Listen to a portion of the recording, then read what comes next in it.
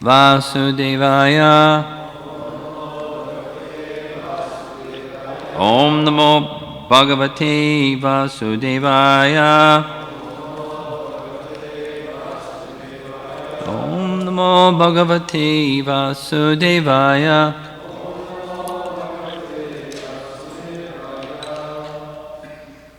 Reading, there's three texts together, 15, 16, and 17, from Canto 7, Chapter 10. Shri Prarada Uvacha Varam Varya Etate Varadeshan Maheshwara Yad Anindat Pitame Tvam Avidvangs Teja Aishvaram Shri Parada Uvacha Varam Varaya Etate Varadeshan Maheshwara Yad Anindat Pitame Tvam Avidvangs Teja Aishvaram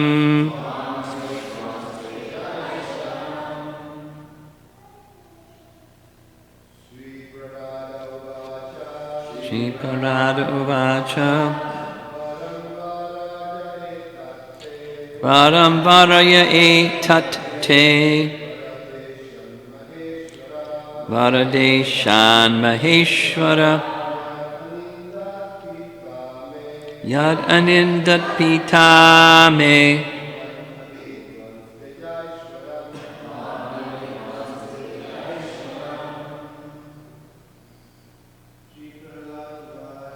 Shri Parada Uvacha Varam Varaya Etate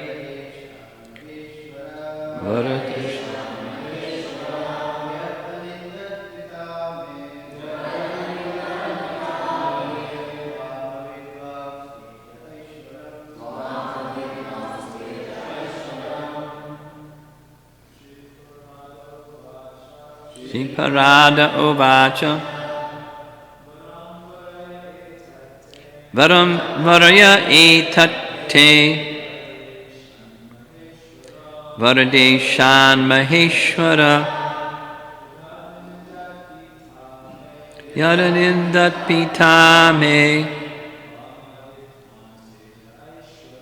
Tvam Avidvangs Teja Aishwaram. Ladies. Shri Parada Uvacha Varam Varaya Etate Varadeshan Maheshwara Yadanindat Pitame Tvam Avidvangs Teja Aishwaram. Shri Parada Uvacha Varam Varaya Etate Varadeshan Maheshwara Yadanindat Pitame Tvam Avidvangs Teja Aishwaram.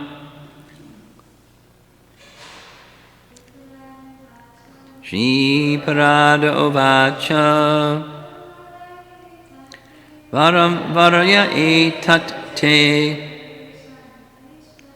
Varadeshan Maheshwara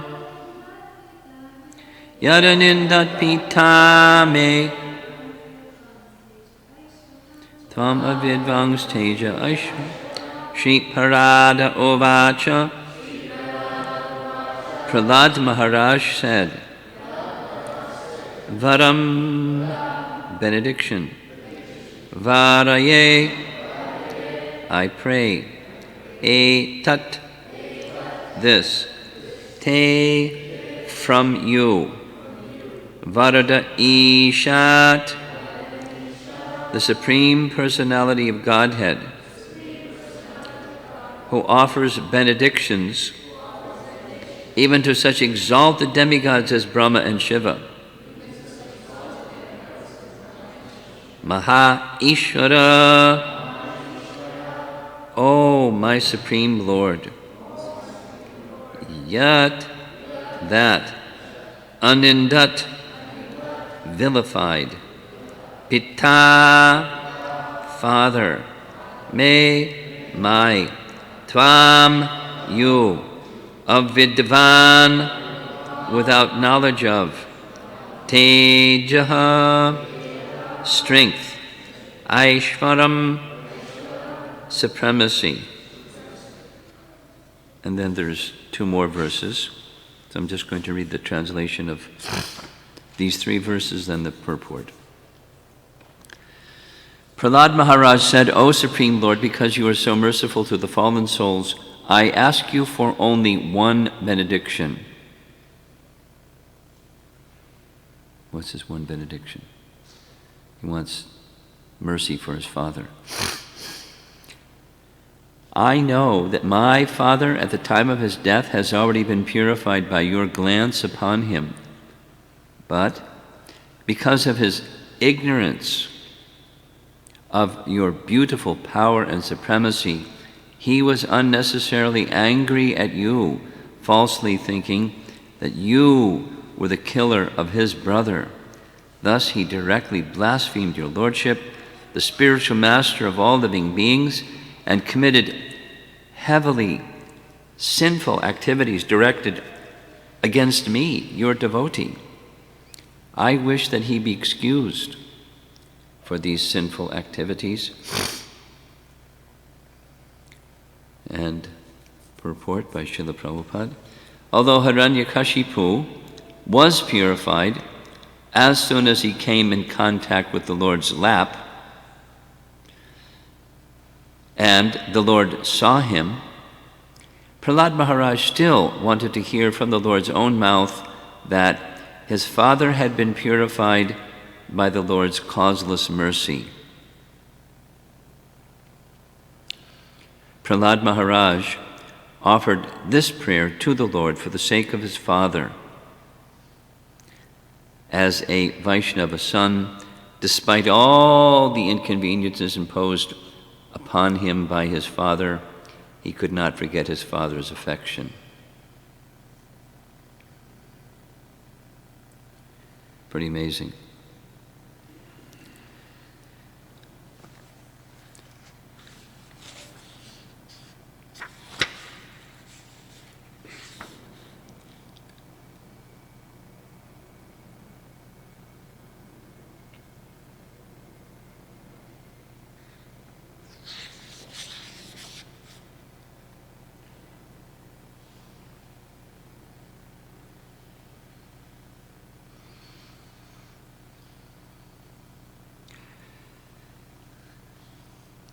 The compassion of a Vaishnava is remarkable, and the power of the personality of Godhead similarly remarkable.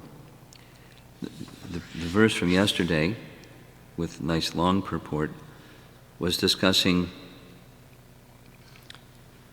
the power of remembrance of the personality of Godhead. So we know from Nectar Devotion, there's 9 processes of devotional service, also from Srimad Bhagavatam, and each one of the 9 processes, there's someone who exemplifies the perfection of that process and achieved perfection through that process, and that's Prahlad. Prahlad is one of them for remembrance. Vishnu Smaranam. And we know that Vishnu Smaranam comes from the activity is from hearing and chanting. We discussed yesterday the importance of the hearing and chanting process. And in course of hearing and chanting, sustained over time.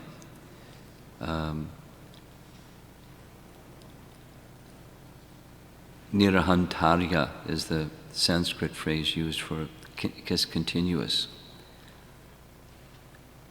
hearing and chanting. Then following that purification comes a stage of taste for the activity of hearing and chanting, and eventually attachment. And naturally that which we're attached to is what we think of. So the stage of constant remembrance in part is from constant practice, but it's a further advanced stage for sure, stage of attachment. And Prahlad was beyond the stage of attachment. He was the stage of pure devotional service. So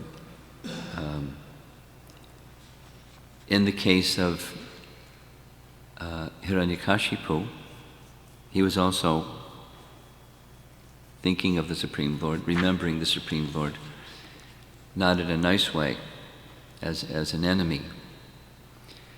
And because of that mentality, even he was face to face with the Supreme Lord, he was unable to recognize him as the Supreme Lord. I'm going to read from Adi Lila, chapter 5, text number 36, I believe it is, 35, 36.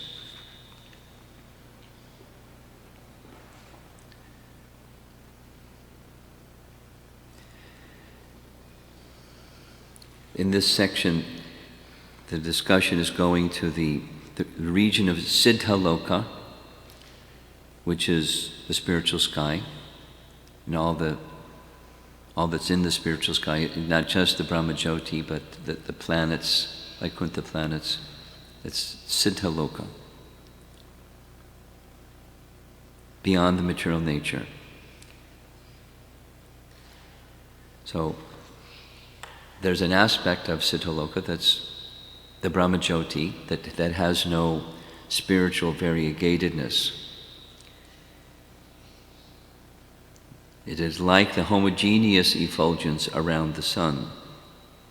But inside the sun are the chariots, horses, and other opulences of the sun god. That's verse 34. And quoted from 7th canto, next, verse 34, as through devotion to the Lord one can attain his abode, many have attained this Siddhaloka region by abandoning their sinful activities and absorbing their minds in the Lord through lust, envy, fear, or affection.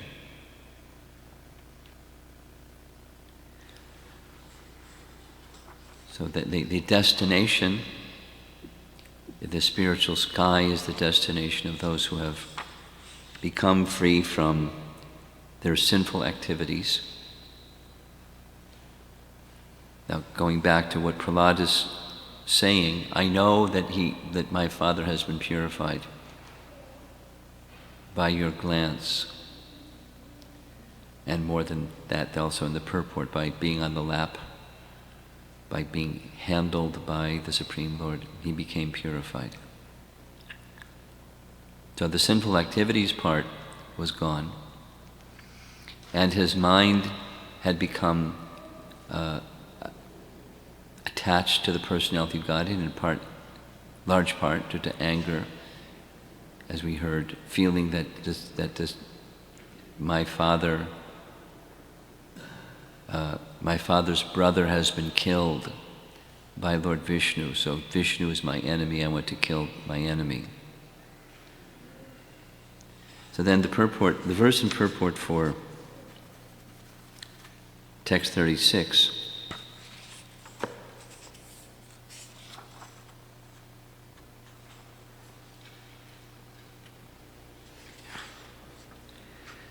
It's a quote from Bhakti Rasamrita Sindhu, And same topic is spoken about in Laghu Bhagavatamrita. By the way, Vaisheshika Prabhu told me that the BBT is about, it's at the printer now, that Laghu Bhagavatamrita, translated, and with, I guess, some commentary by the Govardhan Sanskrit School. And in Laghu Bhagavatamrita, the topic of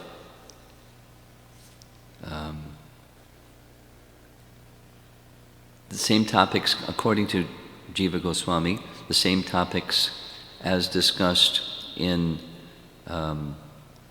Krishna Sandarbha are discussed in Laghu Bhagavatamrita, meaning specifically the unique position of Krishna.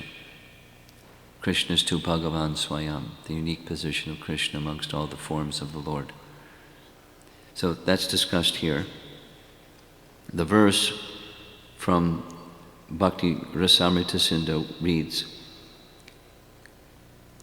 where it has been stated that the Lord's enemies and devotees attain the same destination, this refers to the ultimate oneness of Brahman and Lord Krishna.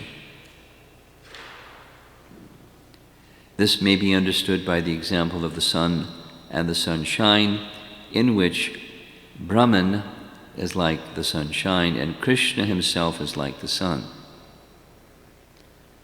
So the devotees and demons attain the same destination. That is this Siddhaloka region, but then there's the Brahman feature and there's the Bhagavan feature within this vast Siddhaloka.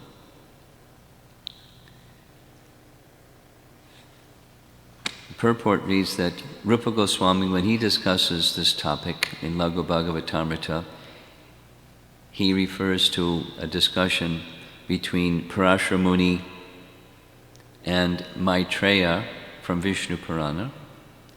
And in that exchange, Maitreya wants to understand more about Jai and Vijay, how they came, where they went, etc. So Parashara Muni. How is it that Hiranyakashipu next became Ravana and enjoyed more material happiness than the demigods, but did not attain salvation, although when he became Shishupal, quarreled with Krishna and was killed, he attained salvation and merged into the body of Lord Krishna? The question is clear? Prahlad, you understand the question? What was the destination of Hiranyakashipu? Because that's what's here. What was the destination of Hiranyakashipu in contrast with later he became Ravana and later became Kamsan, Shishupal, and then merged into the body of Krishna? Why these differences of situations after they're being killed? Parashara replied that Hiranyakashipu failed to recognize Lord Nrsingadev as Lord Vishnu. He thought that Lord Nrsingadev was some living entity who had acquired such opulence by various pious activities. Being overcome by the mode of passion, he considered Lord Nrsingadev an ordinary living entity, not understanding his form. Nevertheless, because Hiranyakashipu was killed by the hands of Lord Nrsingadev, in the next life he became Ravana, and he had proprietorship of unlimited opulence. As Ravana, with unlimited material enjoyment, he could not accept Lord Rama as the personality of Godhead. Therefore, even though he was killed by Rama, he did not attain Sayuja, or oneness with the body of the Lord. In his Ravana body, he was too much attracted by Rama's wife, Janaki, and because of that attraction, he was able to see Lord Rama, but instead of accepting Lord Rama as an incarnation of Vishnu, Ravana thought him to be an ordinary living being.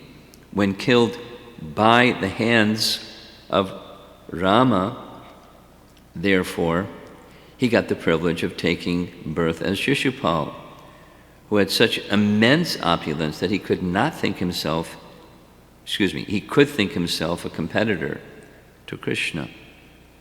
Although Shishupal was always envious of Krishna, he frequently uttered the name Krishna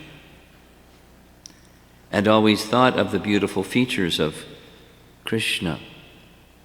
Thus, by constantly thinking and chanting of Krishna, even unfavorably, he was cleansed of the contamination of his sinful activities. When Shishupal was killed by the Sudarshan Chakra of Krishna as an enemy, his constant remembrance of Krishna dissolved the reactions of his vices, and he attained salvation by becoming one with the body of the Lord. And there's a long purport that follows that too.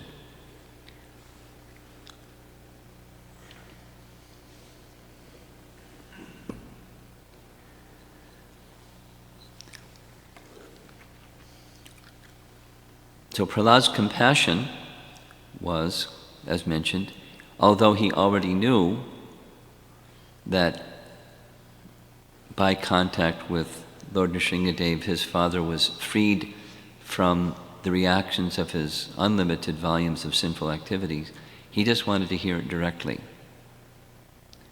And that's where his compassion went to his father. And specifically, the statement is,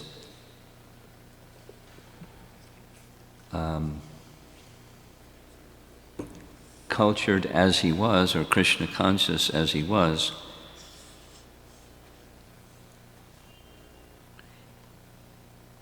although he was subjected to so many inconveniences like death threats and so forth, he could not forget his father's affection, because the affection of Hiranyakashipu, of course, was significant. It was eclipsed by his enmity towards Vishnu, but fatherly affection for his son was natural.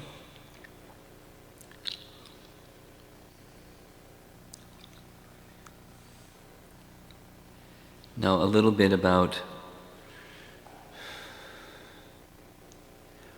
why was it, it's right in the purport, why was it that Hiranyakashipu was unable to understand the divinity of the personality of God who was standing before him, even before standing before him, that the divinity of his son, specifically the power of bhakti.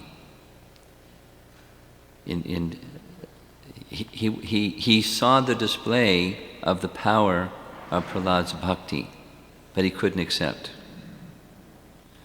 There's in Harinam Chintamani, there's this comparison or metaphor in chapter 3 of Harinam Chintamani of the clouds of offense and the mist of ignorance that block the sun. Familiar? Yeah. So the sun is compared to the name, so in the sky of the heart, the holy name may appear because one hears and chants. So the sun of the holy name may appear in the sky of the heart. But if the sky of the heart is covered by the clouds that arise from offense and the mist that arises from ignorance, then the power of the holy name will be blocked by the blocking power of the mist and the clouds. And Bhaktivinoda Thakur itemizes there's different categories of ignorance. Ignorance is, the essence of it is It's not being able to recognize something spiritual when in fact something is spiritual. Because one sees that something that's spiritual due to ignorance, and it's reinforced and further becomes implicating by offense. So these things that are, 4 things that are mentioned, the Lord, His name, the Chit Kana, the living entity, and Bhakti.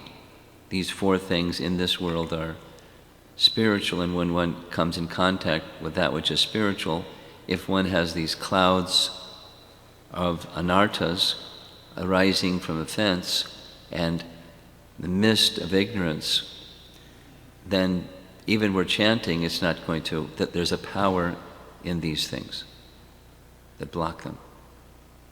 So that was Hiranyakashipu's situation. Prahlad, he had affection for his son, but his son showed affection not only for his father, but for Lord Vishnu, and that was intolerable for Hiranyakashipu enough that he was prepared to kill him.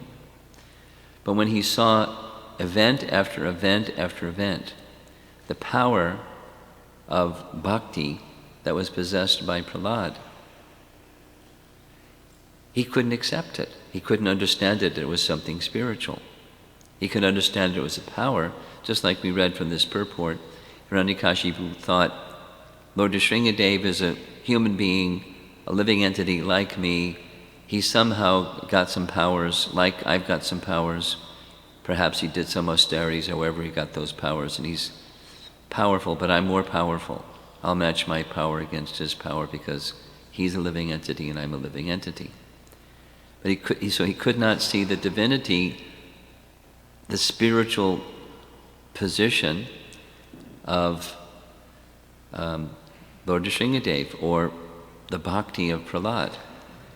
This is the nature of the consequence of ignorance and offense, or becoming involved in sinful activity. It compounds the whole covered condition of the soul. I was appreciating from the Tattva Sandarbha material that I recently spoke about. Jiva Goswami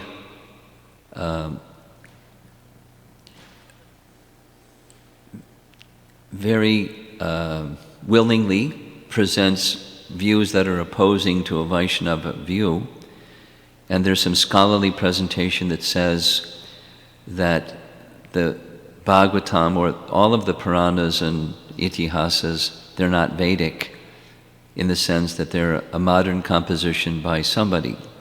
They have different theories of who composed them. At least Vyasadeva. It's not the eternal 4 Vedas. The 4 Vedas they accept are in a special category. And the things, the Smritis that explain them, they're not Vedic. Without going through the whole subject matter of Tattva Sandarbha,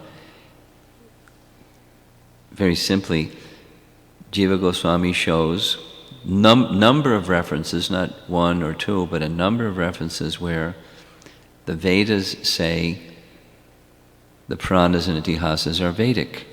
They're as Vedic as we are. They're of the same quality as we are, although the language is different. So then one of the doubts, there's a number of them, but one of the doubts is that when Vyasadeva compiled the Vedas, divided them into 4, he entrusted Brahmanas to be in charge of maintaining each of the 4 Vedas, but when it came to the Puranas and Itihasas, he placed a pratiloma, not pure Brahmana, in charge. And in fact, the son of Romaharshan Sutta, named Sutta Goswami, we know him in that way from Bhagavatam, when he was speaking the Puranas, all 18, not just the Srimad Bhagavatam, when he was speaking them, in the audience were pure Brahmanas. So why is it that pure Brahmanas are listening to a non-Brahmana? And he gives the explanation that the Puranas have this special category, just as the holy name has this special category. That is, anyone can chant the holy name without consideration of birth and caste and, material considerations. And he refers to some really beautiful verses, one from Skanda Purana that glorifies the holy name of Krishna as the mature fruit of all the Vedas. It's the perfection of all the Vedas. Very similar as Bhagavatam is compared, the Nigama Kalpataror Galitam Palam. It's the ripened fruit of the tree of Vedic knowledge. And then in his Sarva Sambhadani commentary, Jiva Goswami describes that normally, or previously, the chanting of the holy name is so powerful that only pure Brahmanas were advised to chant and would chant the pure holy name, because if you make offense against the holy name, it's also very powerful. And therefore he indicates those who chant the holy name should be very careful in guarding against offenses. Because while the holy name is very powerful, offenses are also very powerful and can block like clouds and mist can block the sun. The power of the sun can be blocked by the power of clouds to block. One can see that there's sun because it's daytime, there's light, but there's not much heat. When there's lots of clouds, we know that from experience. Even in summer, the clouds come and the temperature goes down.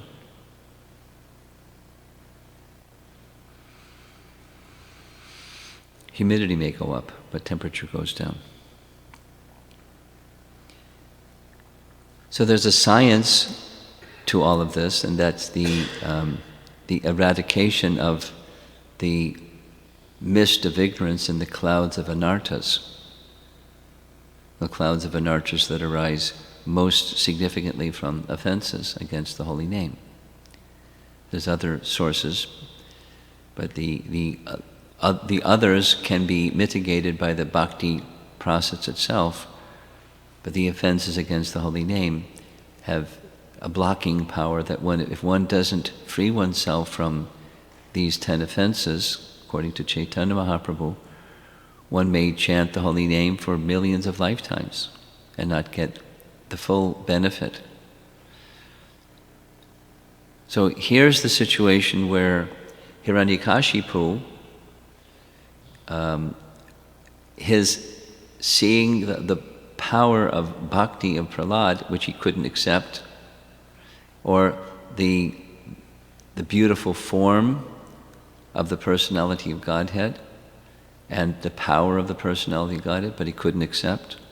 Face to face with the personality of Godhead, but he couldn't accept because of the blocking power of the offenses, and which was exactly what Prahlad says. Although he saw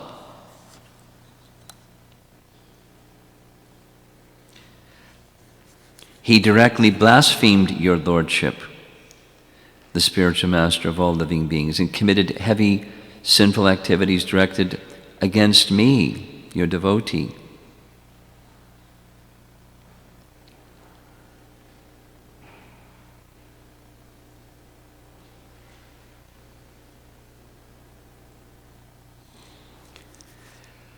But because of his ignorance of your beautiful power and supremacy, he was unnecessarily angry at you, falsely thinking that you were the killer of his brother. He was too much absorbed in his controlling feature, etc., becoming powerful, becoming, his quest to become the supreme person in the universe. That's why he wanted to become immortal. I've taken over the kingdom of heaven. I'm on top of the world, and now I need to be as eternal. Then I'll be as good as God, because anybody else, including Vishnu, is just, I'll defeat them, no problem.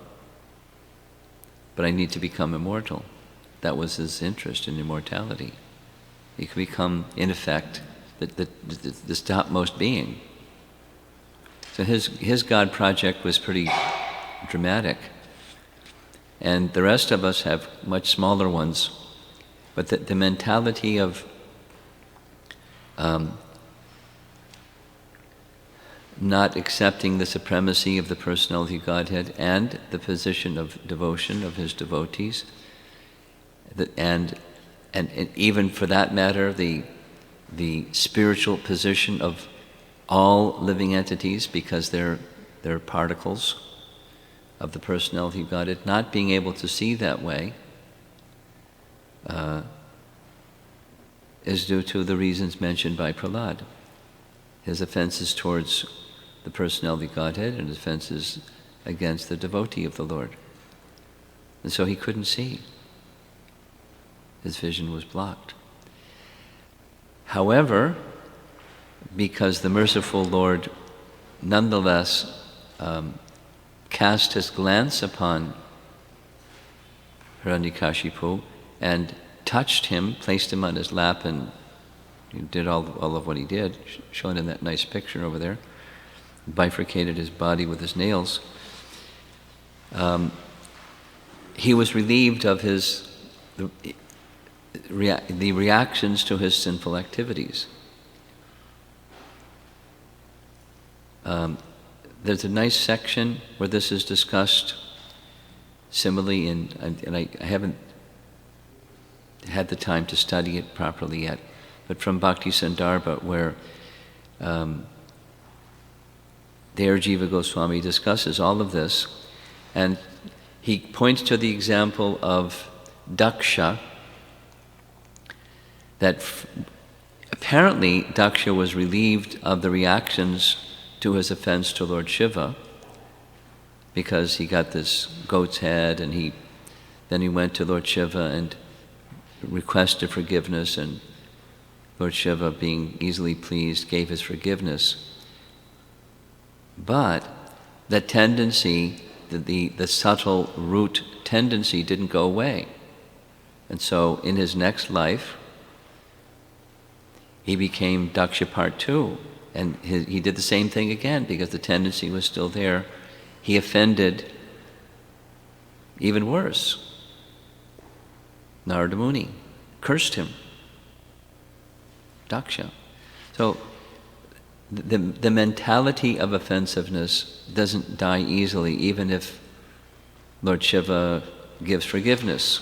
Or here in this case, if Lord Nrsingadev kills Hiranyakashipu, so he was relieved of the reactions of his sinful activities towards Prahlad and towards the personality of Godhead, but the tendency remained. So he became Ravana, according to this description.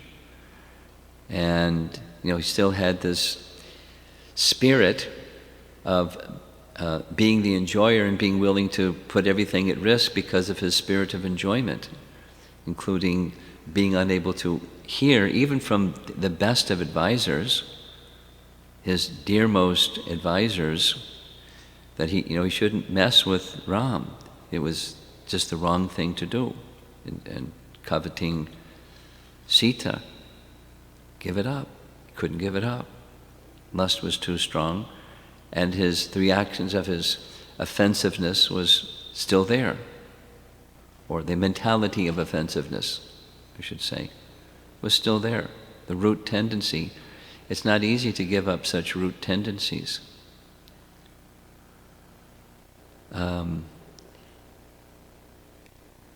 Maybe some of you remember during the summer there was some discussion. Himanshu requested I cover some topics in depth, so I covered the trance of Vyas, Canto 1, Chapter 7, verses 4 through, I think we just went through 7. There's 2 stages of bhakti that Jiva Goswami describes. I've been absorbed in Jiva Goswami, so you're hearing Jiva Goswami stuff. The first is where the sufferings of the living entities were mitigated. Yaya samohito jiva atmanam trigunatmakam. They're suffering because of their misidentification with the material covering made of the 3 modes of nature. But the process of bhakti serves to mitigate that suffering. And that's sadhana bhakti. Mitigating, the word that Prabhupada chose, means diminishing somewhat, relieving somewhat. That's the bhakti process. Kleshagni from Nectar of Devotion, Chapter 1. One of the characteristics of pure devotional service, even in the sadhana stage, is it relieves suffering. It mitigates suffering.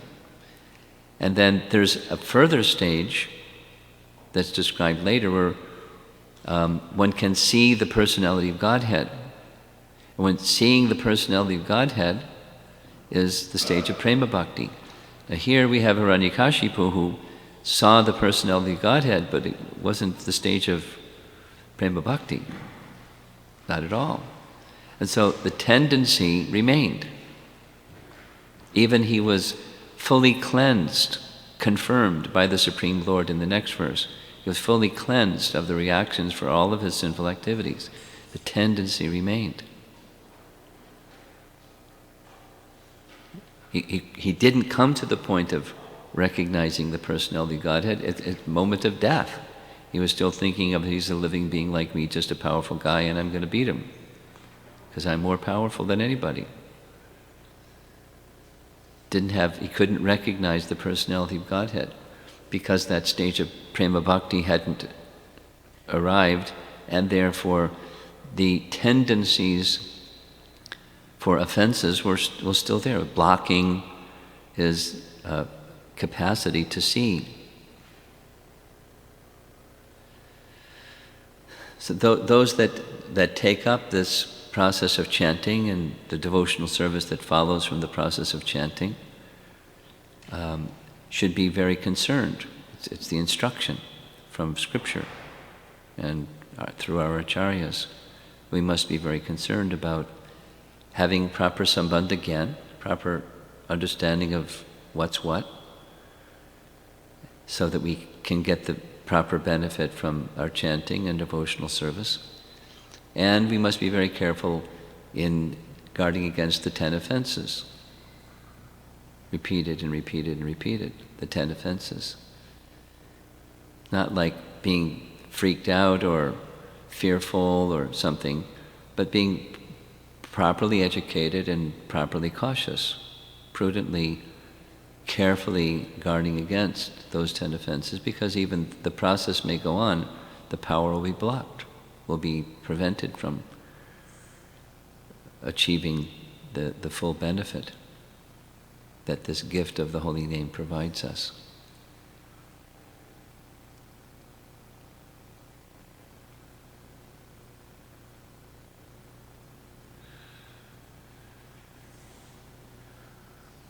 So the verse is just, that Prahlad speaks is just these 3. He's asking for this benediction from Lord Nrsingadev. And then the very next verse tomorrow is Lord Nrsingadev's reply. It's already done. The benediction, I'll confirm, the benediction that you're asking for, it's already done. Your father has been freed from all of his sinful reactions. And not only that, we'll hear 21 generations of your forefathers. Just by your taking birth in the family. Not even like, that your father has been killed. Just by your taking birth in the family, they've been purified.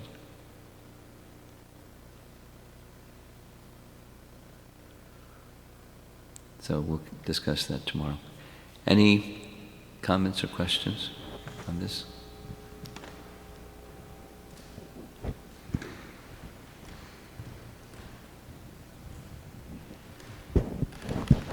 Could you put your book somewhere else, like on your lap or in the bag or something? Thanks. Hare Krishna, thank you for your class. My question is related to Prahlad's equanimity. He could forgive his father. And in the previous purport, Prabhupada quotes a verse from the Gita that says we should be happy from happiness and distress. So my question is that it appears that being equal poise, like Queen Kunti, she didn't pray for equanimity, she prayed for distress. So sometimes it appears that equanimity could be a stumbling block to crying for Krishna. Like Prabhupada says, we have to cry for Krishna when chanting Maha Mantra. So can you explain that kind of contradiction? Like if I'm equal poise all the time, nothing disturbs me. It's like when you're feeling good in spiritual life, nothing disturbs you. It's kind of hard to cry out. So can you explain that a little bit? I'm trying to capture what your question is. It seems like a contradiction.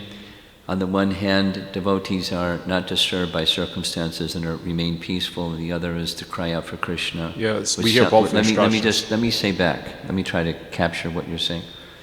And on the other hand, we're encouraged to cry out for Krishna, and it seems to you that crying out for Krishna is dependent upon feeling really uncomfortable with your circumstances. So there's the contradiction.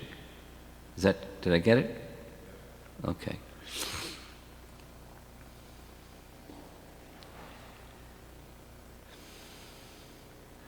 Well, one kind of crying out is crying about your circumstances. Another kind of crying out is that forgetfulness of Krishna is your circumstance. Not, whether it's seemingly external favorable or externally unfavorable circumstance, but forgetfulness of Krishna.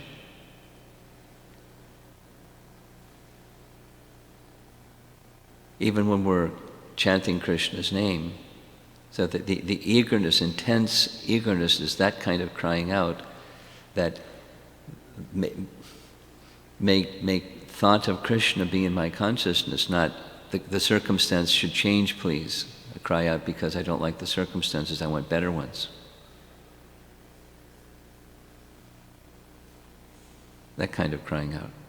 To be in a sense of connectedness with Krishna. Crying out for that. I'm sure you're familiar with the little passage that comes when Haridas Thakur is in Pulia and he's put in jail, and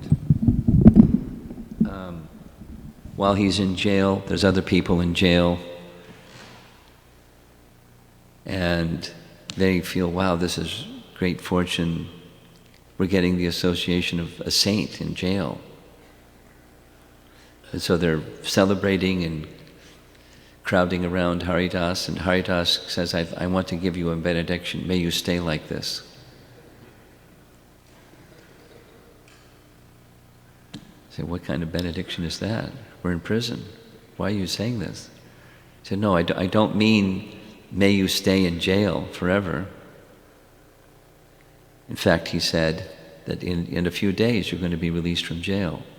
So the circumstance is going to change, but your dependence upon Krishna, may that not change. May you stay like this forever. That's the crying out for Krishna part. So whether in jail or out of jail, or whether in a tough circumstance or a nice circumstance, or whether this feature of duality or that feature of duality is there, the crying out for Krishna is to be connected with him, regardless of what the external feature of duality is. Okay? Sival?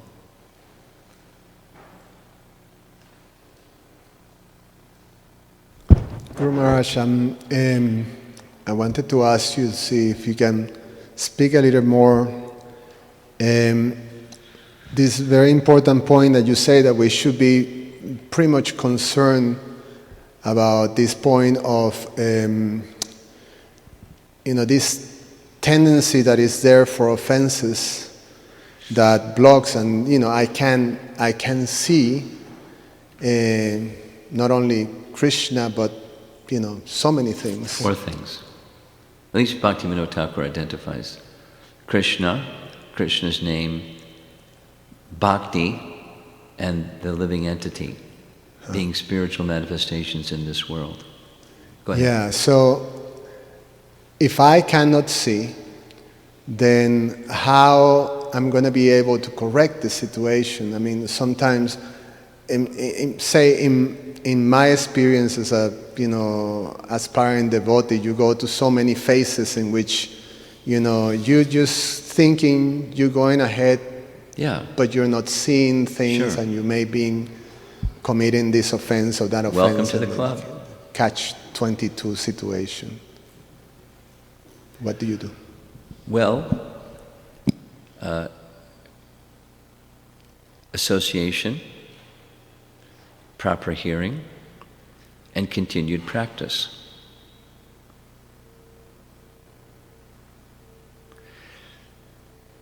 In Harinam Chintamani, when Haridas Thakur is describing the 10 offenses, 1 per chapter, and then describes the antidote for each of those 10 offenses, there's 3 things consistently in those 10 chapters describing the 10 offenses. The final one is constant chanting.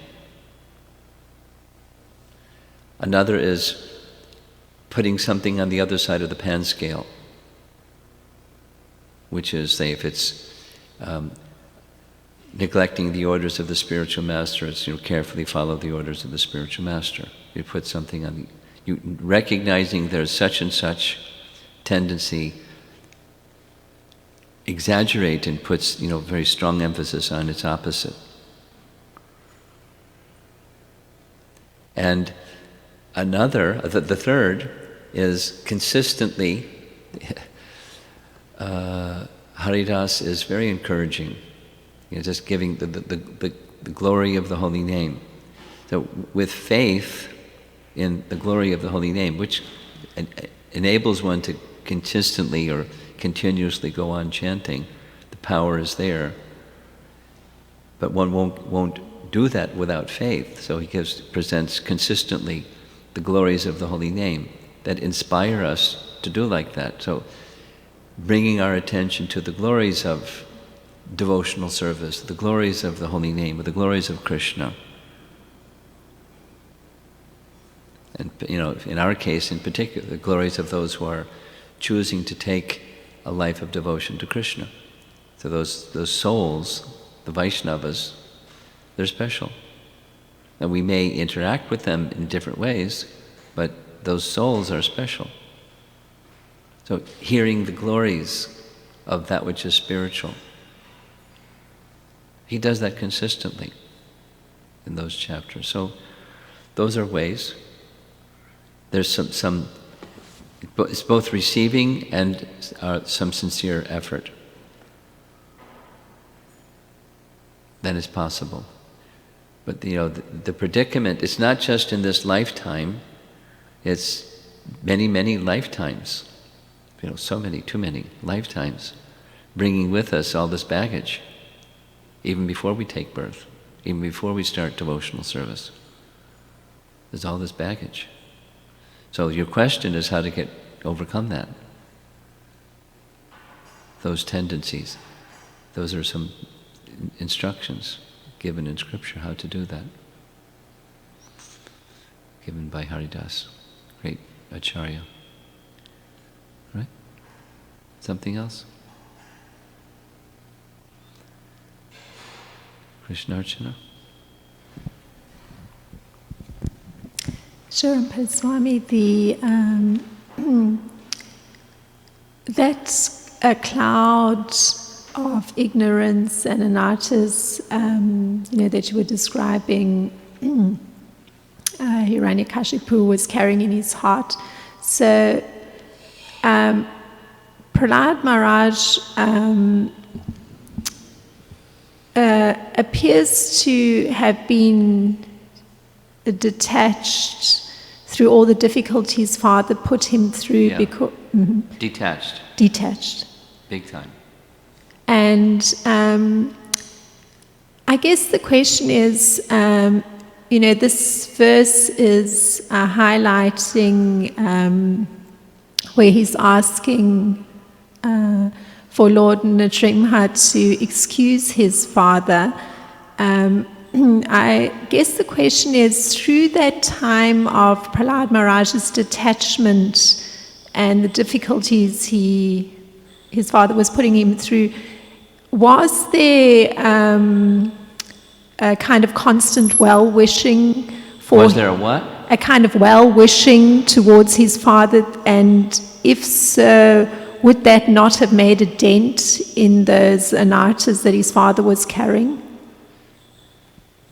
Your question is, was Prahlad well-wishing towards his father despite all the harassment? Yes, and then would that mood not have influenced or somehow made a dent in those anarthas that his father was carrying? Just by virtue of Would that have not influenced his father or the anarthas? Yes, would the father's sentiment? The sentiment his father should have been influenced by the affection of his son's well-wishing. That's your question? Yes? Whether the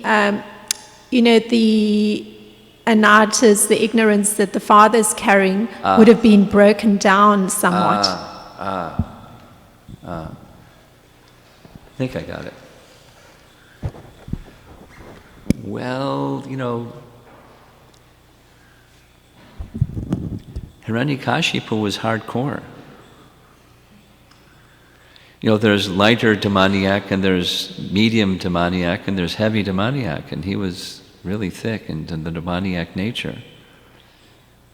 So, whether the well-wishing of his pure devotee son impacted him at all, or not at all, we don't hear any description of that, but he was so hardcore, he couldn't, it bounced. At least externally. Now, internally, or from Lord Nrsingadev's point of view, his appearance to protect Prahlad included the well-wishing of Prahlad upon his father, and delivering him, simultaneously protecting Prahlad and delivering his father from the reactions of sins. Now, how he did that, the method may be very different, thinking of what Narada Muni's well-wishing towards Nalakuvera and Manigriva, the form of it was very different, but the well-wishing was that let them become freed from this wickedness, this tendency that they have. So in that case it was a curse, in this case it was kill him with his nails. But relieve him of all that reaction. Okay? Yes?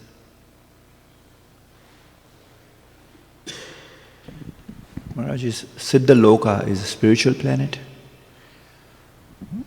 Siddha Loka, there's two different, as far as I know, there's two different Siddha Lokas.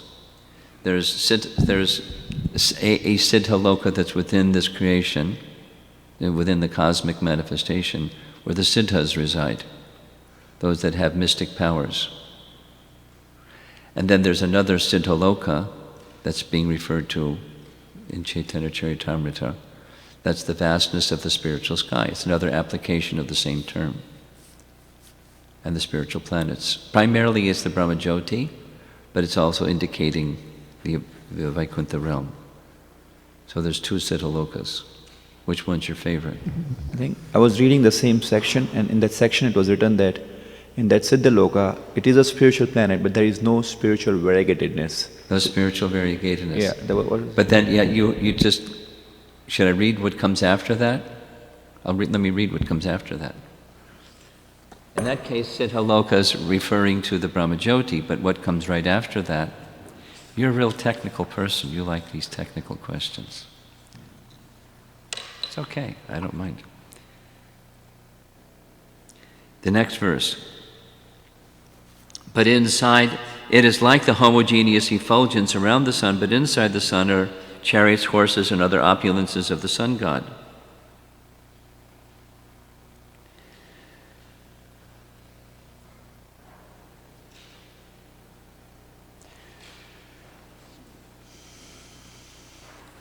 Another term that's used in the purport is like, so we have Brahmajyoti, we have Paravyoma, and we have Siddhaloka, all indicating that which is beyond this, the limits, the limiting influences of creation.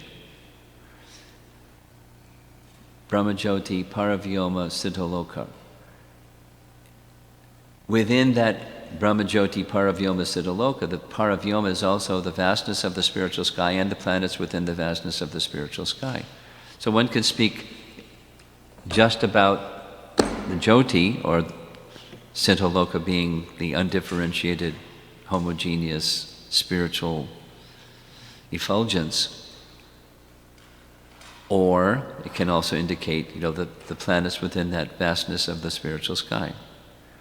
You going to ask it again third time? No?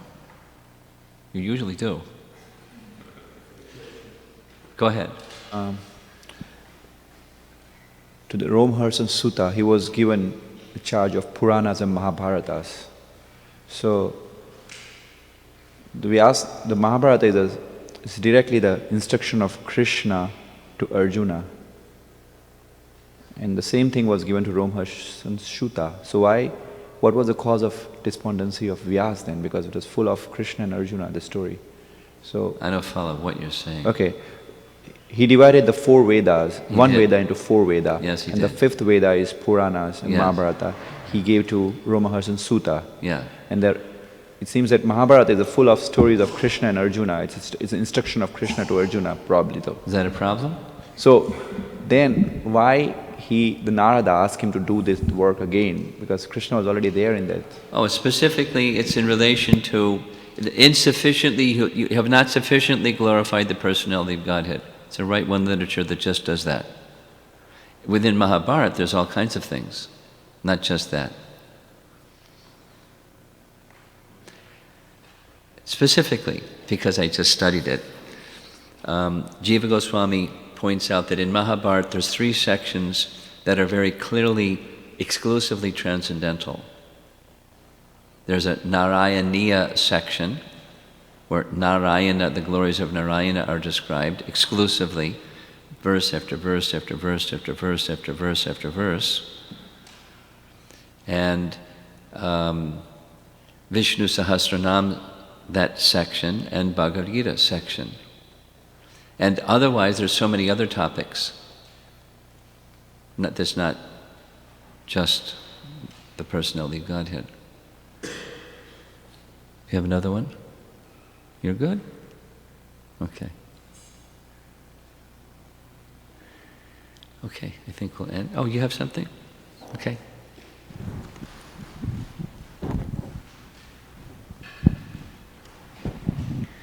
Hare Krishna Maharaj.